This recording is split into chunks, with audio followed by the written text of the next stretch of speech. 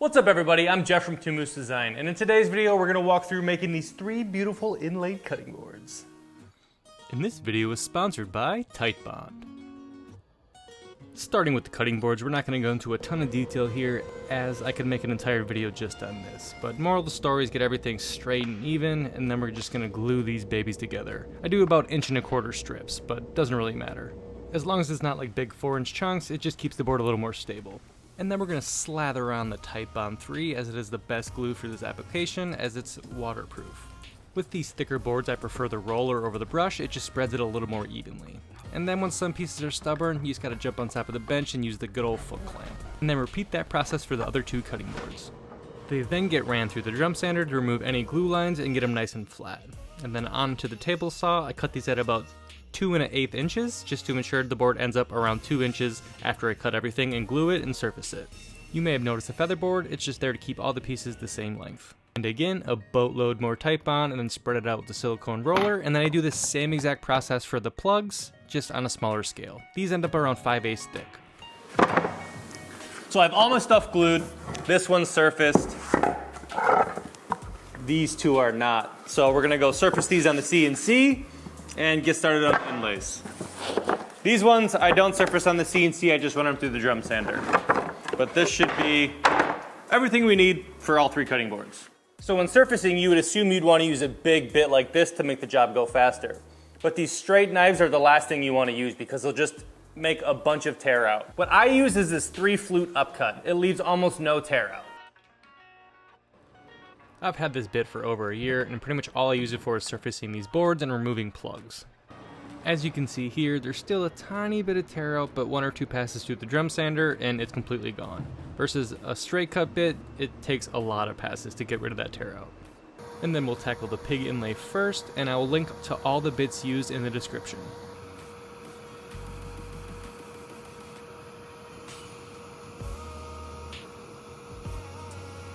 As this thing was cutting, I did notice a few weird spots in my design, which I'll show you in a little bit, but that's just trial and error of drawing your own designs and trying to be unique, which is why I test them out before I sell them to you guys.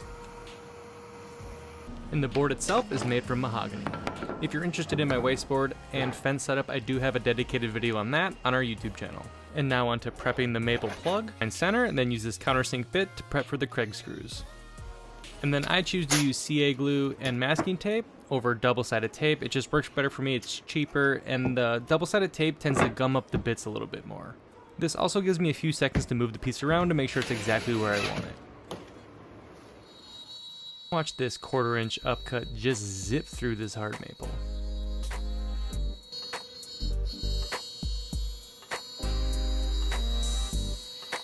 After I do my clearing passes with upcut bits, I check to make sure that there's no high spots on the plug. As you can see here, there's a little bit of a high spot, so I sink that back down. It's gonna happen when you remove that much material from one side. I should have put the tape vertically versus horizontally.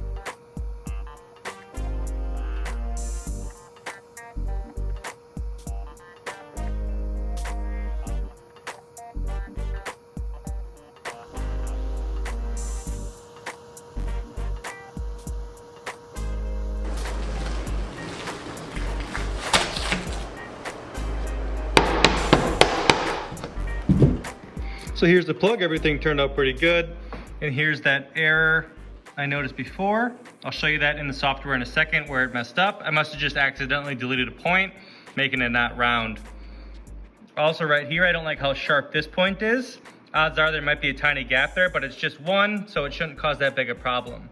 Then I'll jump into the software and give you a quick look at how I organize things, and here's just all my layers, and then I'm using VCarve Pro on a Onefinity Elite. And then let me pull up the pig quick here and zoom in, and here you can see the flat spot on this dash line. Not sure what happened there, but I did fix it in the future file.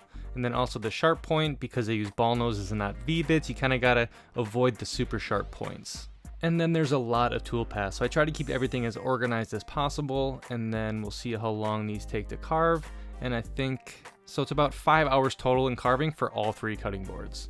I will be selling the vector files for these along with the Vectric carve files, so if you're interested, check the description. Boom. And here you can see how truly tight these are without any glue at all. And you guessed it, whole bunch of tight bond. So I err on the side of more glue than less glue because it's very hard to get the glue into these tight little spots, so any excess will just push out anyways or soak into the end grain. I do use a customized press, I don't just smack them with a hammer.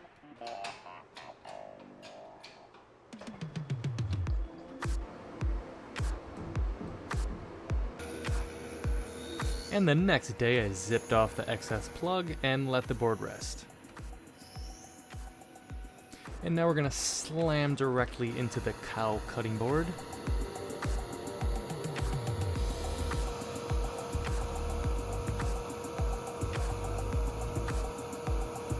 This board will be walnut, and then the inlay will be hard maple.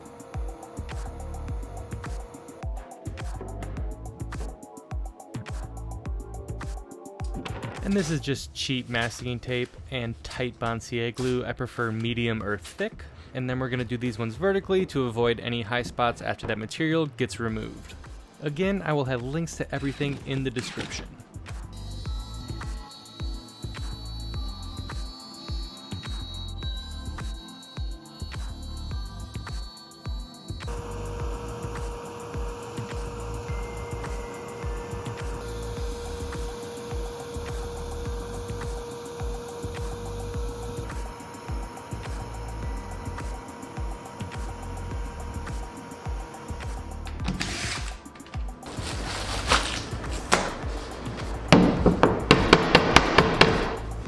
As you can see, I threw an elk antler on there, which will end up being completely useless. And as you can see in all the fine detail areas, it leaves little wood stragglers. We gotta go through and get all of that out there, as you don't want anything affecting the fitment of the plug. Another advantage of the Tight Bond 3 is it has a decent amount of open time compared to Tight Bond 2, which I wouldn't really recommend for a cutting board. It would probably be fine, but Tight Bond 3 is just where it's at. It even says Ultimate on the bottle. Then roughly 17 smacks with the magic mallet, and in the press it goes.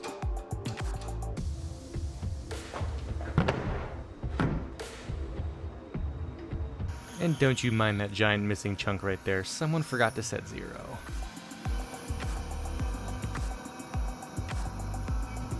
And as you can see here, the boards aren't exactly flat, as all the glue and pressing the plug does alter the flatness of the board. And onto the elk board. This one really tried my patience.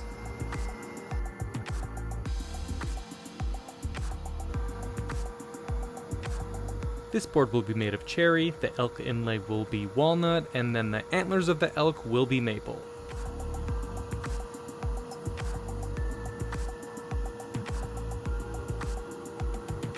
At this point, after 2 successful boards back to back, I am very confident. This is regular Tight Bond CA glue. I just dyed it black, so nothing fancy here. Ended up cutting this plug the next day, and all confidence is gone as I had some software issues. I'll explain that shortly. Yeah.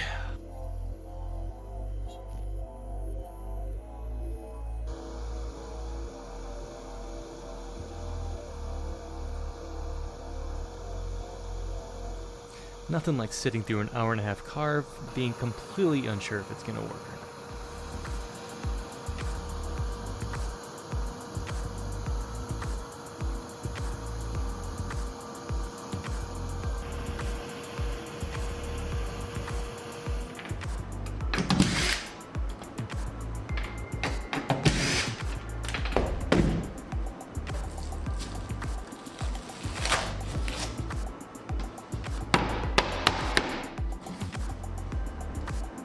So I'm a little concerned about this plug fitting. I cut this yesterday and it came out here today to cut this, and when I opened Vectric, it crashed, and I never saved the files.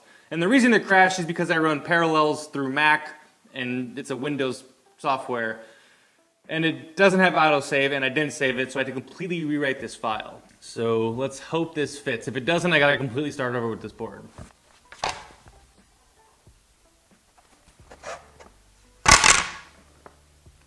It doesn't fit. 15 minutes later. All right, so I already spent a bunch of time making this board, making this plug, and cutting this plug.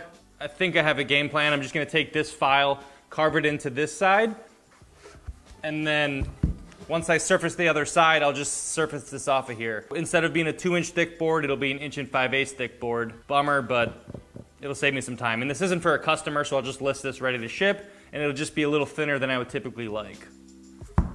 All right, moment of truth. Don't let me down.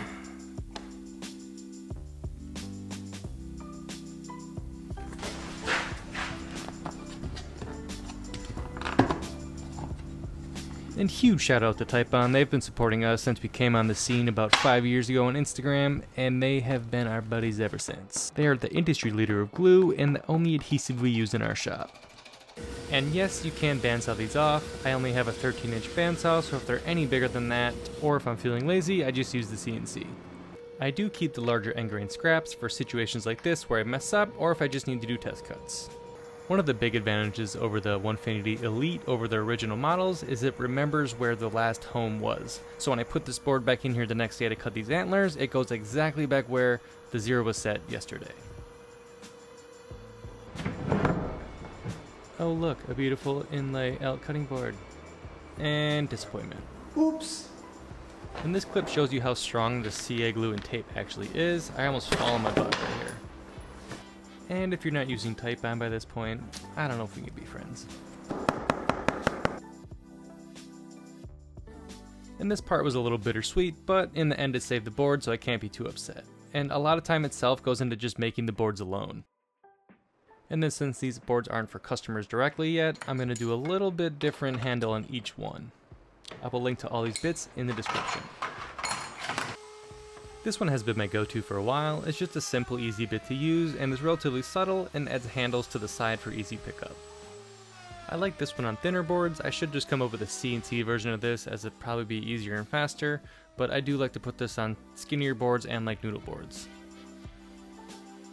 Now this chunky boy is a big version of that first bit. I haven't used this bit before. I saw Dean Creates on Instagram use this thing and I thought it looked pretty cool, so I figured I'd give it a try. And I'm not exactly sure how I feel about it yet. Let me know what you think in the comments. Then I give these a quick sand to 180 before I water pop these bad boys. I do a finish sand to about 320 when I'm done water popping the board. And then I'm slightly disappointed in this one. I thought the contrast of the maple and the cherry would be a lot better, and as you can see here, it kind of blends in a little bit. It does look better when I oil it, but look at the contrast between this maple and this cherry. It's just something you gotta learn with trial and error, but it is what it is. Maybe I'll try straight walnut on the next one. I typically water pop these boards once or twice depending on how lazy I'm feeling, for sure once, and what this does is when the board gets wet after you wash it, it prevents it from getting fuzzy. And then for oil, I always use Walrus oil as it's just a better product than straight mineral oil as they have extra added waxes in there and it just holds up longer than the natural mineral oil.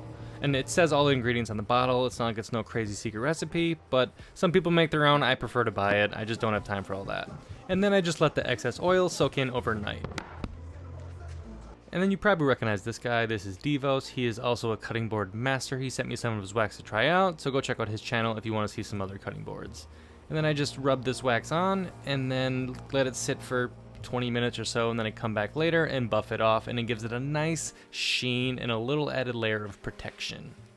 And as I'm shouting people out, go check out Broinwood. He is the cutting board master and he's the one who taught me how to do this, so go give him a follow. I will link to those two guys in the description. And typically I would add feet to these, but these are not purchased by a customer yet, so I will wait till the boards get purchased to do so. And since I like to show you guys I'm not perfect, we're gonna point out all the flaws in these cutting boards. So this one's pretty good, like inlay wise, it's like perfect. It's just the contrast here of the wood that I'm not a huge fan of. But otherwise, this one turned out pretty great. The pig is dang near perfect. You can see some tiny little discrepancies along the edge of some of these words, but there's no big gaps and everything's like pretty solid. And then the cow inlay's pretty dang good. I just got a few glue lines in here in the cutting board itself. Not sure why that happened on this one. The back looks fine, so it just must have been like erratic glue clamping. Here you can see one too. Just little glue lines you can see. There's no gap, it's just, I must have just clamped it or didn't get a good joint. And that is the end of the video, guys. A huge shout out to Typon for sponsoring this video. Go buy some Typon, please, and support them as well. And if you guys have any other inlay ideas, please let me know. I'd love to make them come to fruition and make some more of these videos, as you guys really seem to like them. Good day.